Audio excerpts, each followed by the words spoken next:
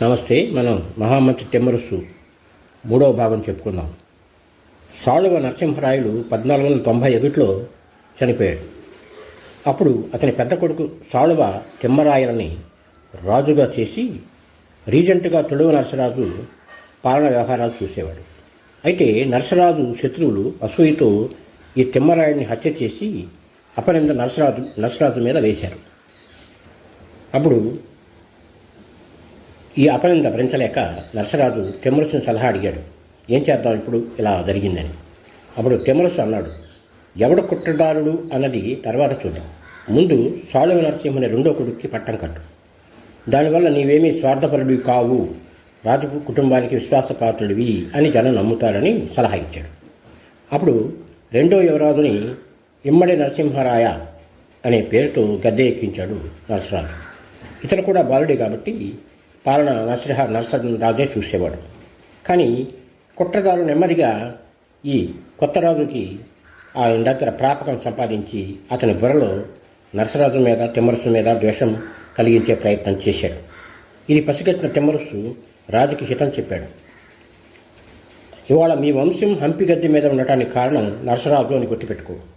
అతనికి వేరే ఆలోచన ఉంటే హత్య తర్వాత తానే రాజు అయ్యేవాడు కదా, నిన్నెందుకు రాజుని చేస్తాడు చెప్పు, ఆలోచించు అన్నాడు. విన్నట్టే ఉన్నాడు కానీ ఆ బాలప్రాయపు రాజు కుట్రదారుని వలలోనే ఉండిపోయాడు.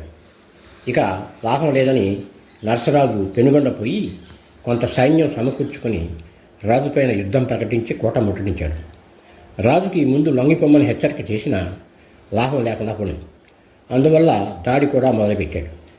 6 దినాల ముట్టడి తర్వాత నరసరాజుది పైచేయి కావడంతో రాజుకి ఎక్కిన మైకం దిగి కుట్రదారు తల కొట్టి ఆ తలని నరసరాజు దగ్గరికి పంపించాడు.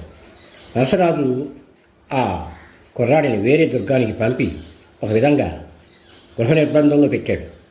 తానే సర్వాధికారిగా రాజ్యం ఏలటం మొదలుపెట్టాడు.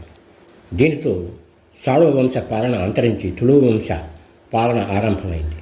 ప్రధానామచుడిగా తిమ్మరుసు బాధ్యత తీసుకున్నాడు. ఇద్దరి నేతృత్వంలో శాంతి నెలకొని ప్రజలు సుఖంగా ఉన్నారు.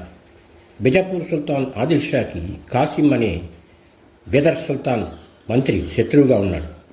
అతని అత్యాచారాలు అణచివేయాలని ఆదిల్ షా అనుకున్న విషయం కాసింకి తెలిసి అతను నరసరాజు సాయం అడిగాడు. నరసరాజు తిమ్మరుసు సలహా మేరకు వ్యూహం నడిపి కాసిం దగ్గరికి సైన్యాన్ని కూడా పంపించి ఆయన సాయంగా మిడికల్లు రాయచూరిని స్వాధీనం చేసుకున్నాడు. అప్పటికే బహుమని రాజ్యం 5గా విడిపోయి ఉంది. బిజాపూర్, బీదర్, బిరార్, అహ్మద్నగర్, గోల్కొండ ఇవన్నమాట. బిజాపూర్కి విజయనగరానికి మధ్య ఉన్నటువంటి రాయచూర్ ఇప్పుడు విజయనగరం వారిదే ఉంది. అది చాలా గొప్ప దుర్గం. బిజాపూర్ ఆదిల్ షాకి ఇది బాధాకరంగా ఉంది. ఆ దుర్గం తన చేతుల్లోకి తీసుకోవాలనుకున్నాడు. ఏమైనా ముందుకు పోదామంటే తిమ్మరుసు ఎత్తుల ముందు తను ఆగలేడు. ఏం చేయాలి అని మదనపడుతూనే దండయాత్రకు సిద్ధమయ్యాడు. నరసరాజు ఈ ఆదిల్ షా వ్యవహారం తేల్చమని తమ్ముడైన తిమ్మనాయకుడిని పంపాడు. అతను ప్రయత్నించాడు కానీ బిజాపూర్ బలగాల తట్టుకోలేక ఓడిపోయి తిరిగి వచ్చాడు. ముదిగల్లు, రాయచూర్ 2 దుర్గాలు విజయనగరం చేజారాయి. అయితే ఆదిల్ షా గెలిచాను అని అతి చేయకుండా హంపి మీద దాడి చేయకుండా ఇంటికి వెళ్ళిపోయాడు. ఆ 2 దుర్గాలతోనే తృప్తిపడ్డాడు. తిమ్మరసు కూడా అనవసరంగా ముస్లిం రాజును తాముగా రెచ్చగొట్టకుండా ముందు ఇంటి వ్యవహారాలు దృష్టి పెట్టాలని అనుకున్నాడు. హంపిలో కోటను బాగు చేయించాడు. నగర రక్షణకు ఎక్కువ మంది సిబ్బందిని వినియోగించాడు. గజబలం, అశ్వబలం ఎక్కువగా విజయనగరాన్ని సైన్యంలో చేరేట్లుగా చూశాడు.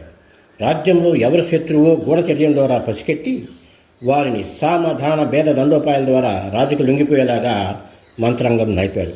అంతేకాదు రాజు తెలుగువాడని కేవలం తెలుగువారికే ప్రాధాన్యత ఇవ్వకుండా స్థానిక కన్నడిగులు కూడా పదవులు ఇచ్చి 2 జాతుల మధ్య సమతుల్యత ఉండేలా చూశాడు.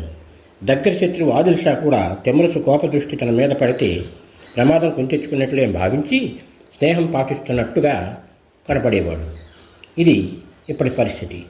తర్వాత ఏం జరిగిందనేది మరుసటి భాగంలో చెప్పుకుందాం. Thank you. నమస్తే.